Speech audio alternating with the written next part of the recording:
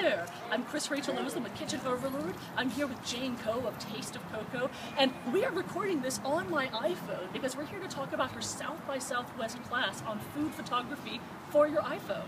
So, Jane, what inspired you to do a food photography on an iPhone class? Well, you know, I'm personally a photographer, but I'm just so lazy. When I go to restaurants, honestly, I don't want to bring around a big DSLR. I just want to whip up my phone, take a picture of my food, and then eat it immediately.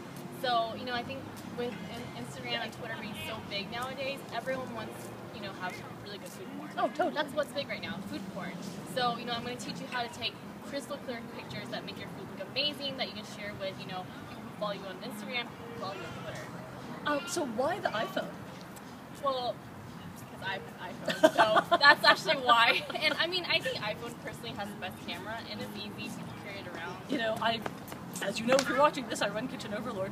When I first started the blog, all of my photos were taken on an iPhone, Really? and a few of them still are. Like, on my Deadpool week, if you go back and check that out, the Deadpool sushi was taken on my iPhone because rather than do all that at home, I actually went to a sushi restaurant. I was like, okay, you're going to let me behind there, and I'm going to do this, and I'm going to take a photo of it, and we're all cool, yes, yes, yay! And they were totally cool with it. But that's the only phone I had with me at the time. Yeah, Or the camera. like, honestly, like, a lot of my photos, even on my blog, are with my phone. I think don't do that. Yeah. And the trick is, you know, being able to know how to use the camera app on your phone to really focus on certain things. And there's like tons of photo editing apps right now, and that will sharpen your image to look like it was taken on DSLR. Yeah. And in the class, I'm going to show you which ones are my favorite ones and how to use them to make your photos look really amazing. So if you're at South by Southwest, how can someone find your class and sign up for it? So you can find the class on Eventbrite. You just search for South by Southwest Food Crawl, and you can see a list of the workshops, and you know, also join us for the food crawl itself.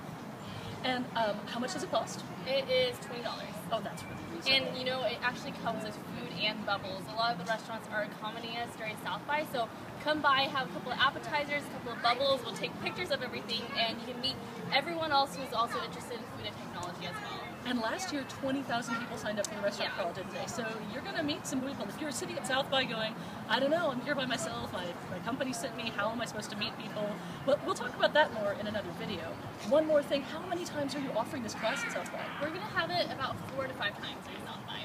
And for people that can't make it to South by that are watching this video, shaking their fists in fury at me, going, no, I need to know this, but I cannot travel to Austin. Can you offer them a few tips on doing really good food photography with an iPhone?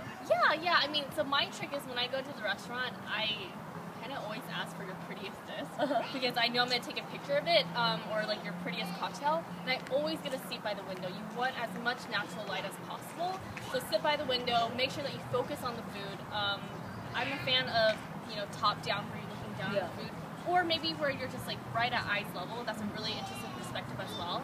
And just make sure that you use a lot of different apps where you can either, you know, put kind of a cool filter on it, either increase the brightness, sharpen it up a little bit. Those always make a big difference.